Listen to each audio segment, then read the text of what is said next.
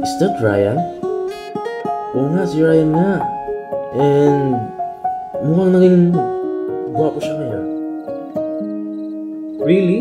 Si Christian ba yan? Matagal-tagal na rin kaming hindi nagkita. Since we broke up. Kala ko hindi ulit kami magtatagpuin ng tadhana.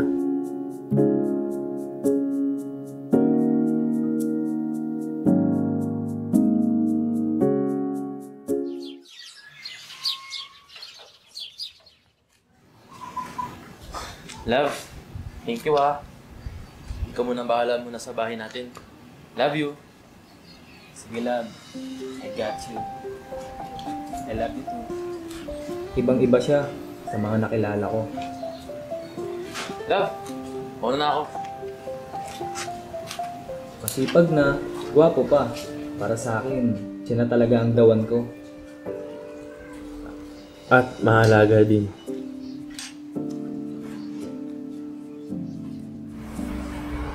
Babe! Sorry na-traffic ako sa traffic sa Marcos Highway. Okay lang lang.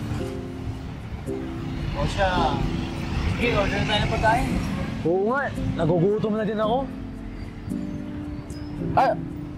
Ay, wait lang love Tumatawag yung boss ko, sagutin ko lang muna. And minsan, kulang siya ng oras para sa aming dalawa.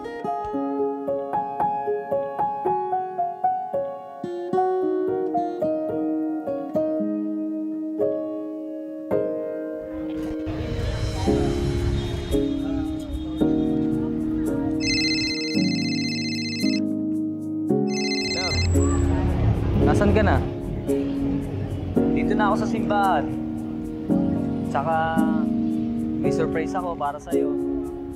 And happy Mansari. Love, pasensya na. Hindi ako makakarating today. May tinatapos pa akong mga paperwork sa office. Try ko na lang humabol, love. Promise yan. Love you.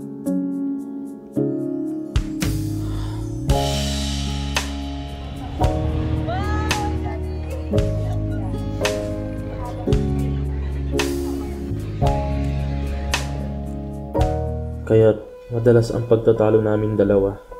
Puro na lang ganito. Ganyan. Rason mo pa ulit-ulit na lang. Ano ba ginagawa ko? Nagtatrabaho naman ako para sa ating dalawa.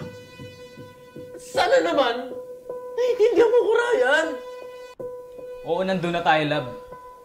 Palagi naman kitang iniintindi. Pero sana naman, naiintindihan mo rin ako. Oras mo lang naman ang gusto ko eh. Oras mo lang, Christian. Binibigay ko naman Bumabawi naman ako, Ryan. Pero pagod na ako. I'm sorry, Christian. Okay! We're done!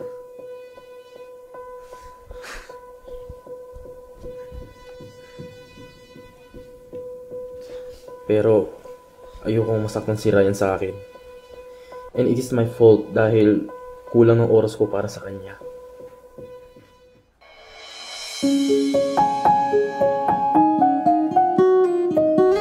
Kaya ko to. Pero, ang gwapo pa din ni Christian sa paningin ko hanggang ngayon. Iba talaga.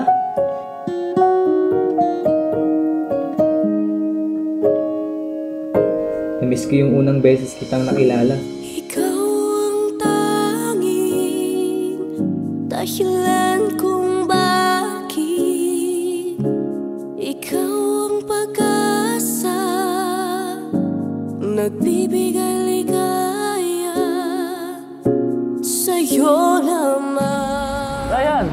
Upo ka! Thank you, Christian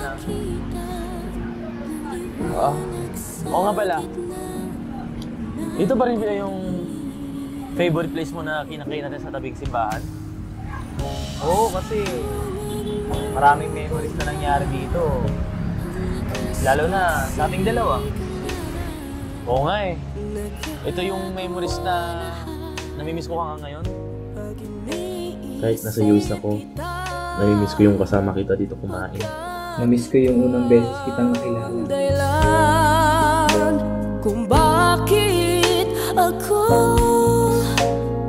Kaya nga, marami tayo na uwi na strawberry sa bahay. Kaya lang, magastos. At least, nag-enjoy ka, di ba? Oo nga pala. at sa aking damdamin. Kamusta na yung puso mo? Puso ko, eto, tumitibok pa rin. Nakakabahan nga ako. Baka hindi na ako makahinga. Yung puso ko, eto,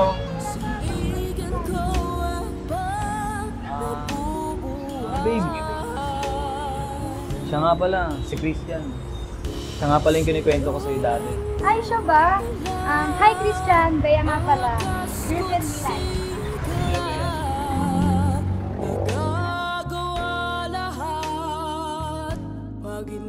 But, I'm happy for Ryan to Bea.